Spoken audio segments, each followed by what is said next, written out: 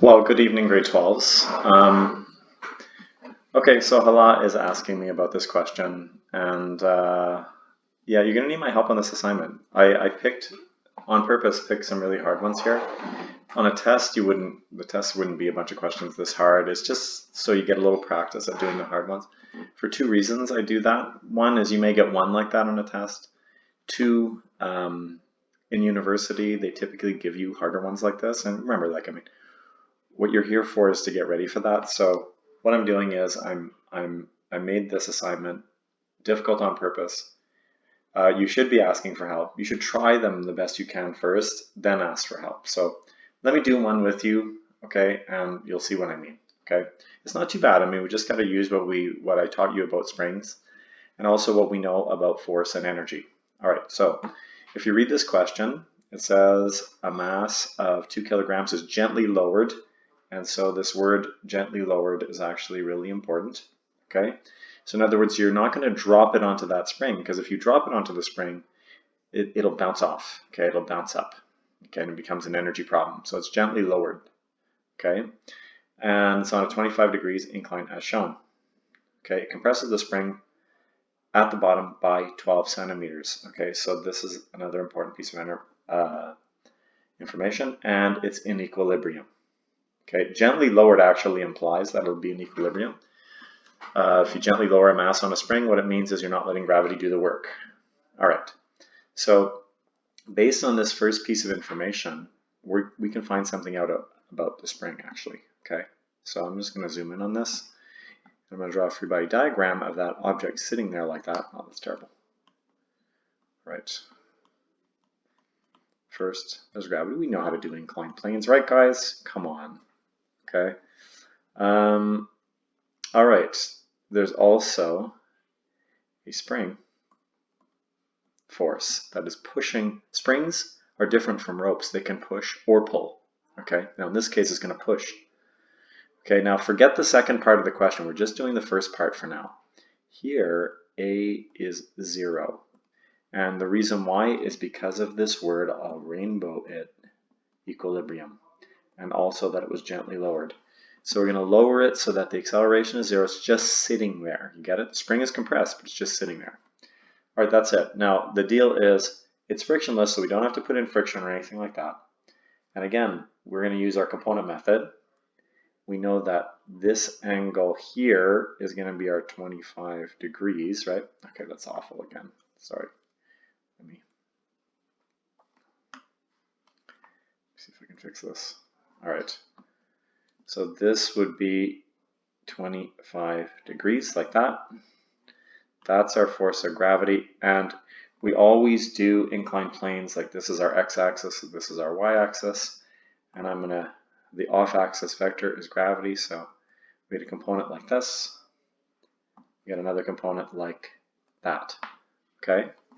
So let's take a look at the x components. There's no friction, so we don't really care about the y components. We only care about that when we need the normal force, and since there's no friction, we don't really care about the normal force in this question, okay? All right, so the net force in the x direction is just the spring force minus the force of gravity times the sine of 25, right? All right, so now we know that net force is ma. Pardon me. That's Fs minus mg sine 25. Like that. And therefore, this is 0. Therefore, the spring force is equal to mg sine of 25. Now, here's the deal.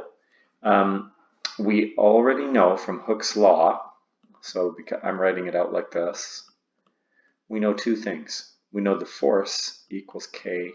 All right, so I'm going to replace the force on the spring with kx equals mg sine 25. Now they actually tell us what x is in the question. I underlined it here, but I'm going to highlight it in yellow. They tell us that it compresses the spring by 12 centimeters. So that's what x is. It's the change in length of the spring. That's the amount of compression. So that means x here is 0.12 meters, has to be in meters. And really the only thing I don't know in this formula is what K is. So I'm going to solve that for K. And the mass is 2 kilograms. G is 9.8. Sine of 25 divided by 0.12. Now if I do that with a calculator, I'll just do it quickly. Look, you're doing all these favors for you. 2 times 9.8 times 25 sine equals divided by 0.12. I get 69.0 degrees. Oh, I'm sorry, not degrees. K equals 69.0 Newton per meter. Okay, so that's the K value of the spring. And there you go. We haven't answered the question yet though. Okay, so this is like step 1. These are hard questions on purpose that will involve more than one step. Okay, step 2. Now we read the rest of the question. Okay, so now Halas Alfarta comes along. I love that name. I think it's really funny. Halas Alfarta. Whoops, I underlined the wrong thing here. There, that's hilarious. Comes along and pushes the mass down. Okay, so you know she's got her attitude. She pushes the mass down an additional 13 centimeters. So now the spring is already compressed to 12. Now it's going to be compressed to a total of 25 centimeters. So that's our new X value. Okay, and it says how far up the incline will the mass travel when she releases it. So this is kind of like in a pinball game where you use a spring to launch something. So she pushed it down, and then when she releases it, it's going to shoot up the incline. Now, how far does it go is an energy thing, okay? So here's the deal. Let's say she comes over here and she's holding this down, okay, with her hand. She's holding this mass down. And then when she releases it, see at the bottom here, at first, when she releases it, it's from rest. So the initial speed is 0. Okay, there's 3 kinds of energy in mechanical energy systems. Spring energy, gravitational energy, and kinetic energy, right? Now here at the bottom, this one, because she compressed it and there's an X value, then there's energy in the spring. And so it has energy in it. And in fact, that's the only kind of energy that's in the system at first, okay? Because these other two, that's as low as it's going to go. So these other two are both 0 at the bottom. Now, what's going to happen is I'm going to show you a future here.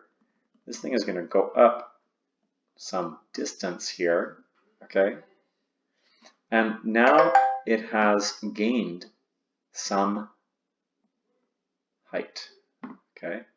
So this is the height that it's gained, if that is logical to you. So now here at the top, again, I'll list my 3 kinds of energy. I'll do it in black to be consistent. ES, EK, okay, and EG. Now at the top, here, let me reorder it so it's the same order at the bottom, EG and EK. Now here at the top, the spring has released it. So this one's 0. So let me use the rainbow to cross that out. That one's 0 at the top, okay? Because the spring is now uncompressed, it's just sitting at the bottom by itself. When it reaches the top of the slide, all objects that are sort of launched upwards, when they reach the apex of their motion, they stop for a moment. The velocity is 0. So that one is 0 too. And the only one you have up there is that one. Okay? So this is how you do things that are released. Released implies energy. Okay? Gently lowered implies force, as well as equilibrium implies force. Okay? So we learned 2 things with springs. We learned how a formula for force and a formula for energy. So now in the second part of the question, we're going to use energy to answer it. Okay? How far up the incline? All right, so let's do step 2. Here's the deal. It's conservation of energy. So at the bottom, the energy at the bottom must equal the energy at the top. So the energy at the bottom is ES. The energy at the top is EG. So the formula for ES is 1/2 kx squared. Formula for EG is mgh. okay?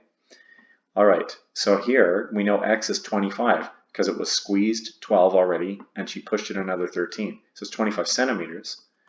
We know the k value is 69 times 0.25, remember always convert to meters, equals 2 times 9.8 times h. Now we're solving for h. It's the only unknown, so let's go ahead and solve it.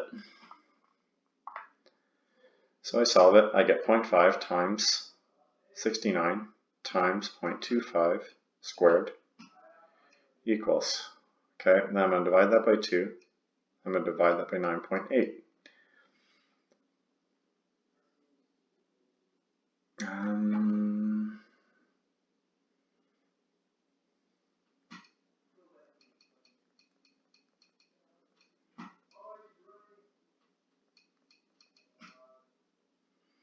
Okay, let me do that again, times 0.5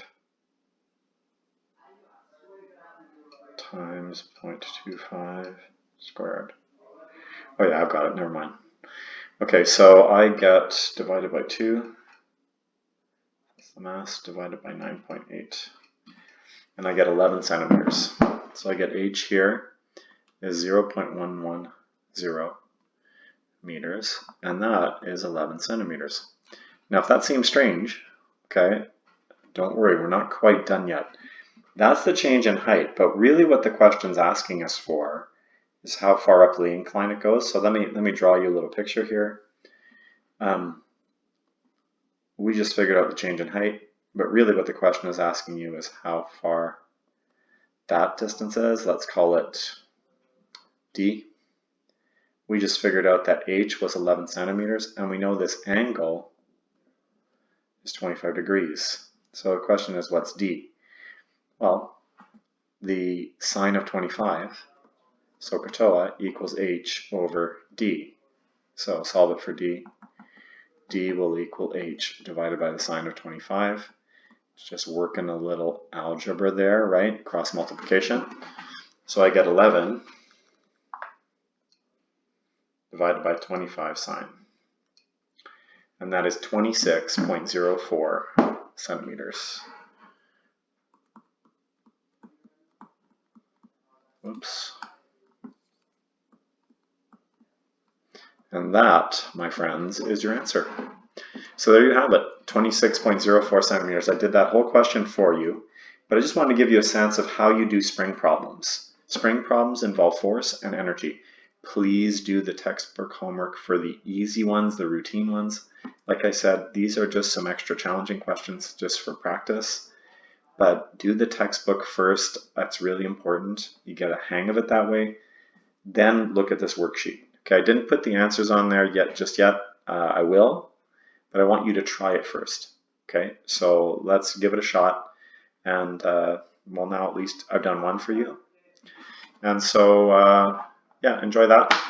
And on the test, just on the quiz on Wednesday, none of that stuff is on there. It's just on the stuff we did on momentum conservation in 1 dimension, 2 dimensions, and impulse. That's it. All right, guys, have a good night. Talk to you later.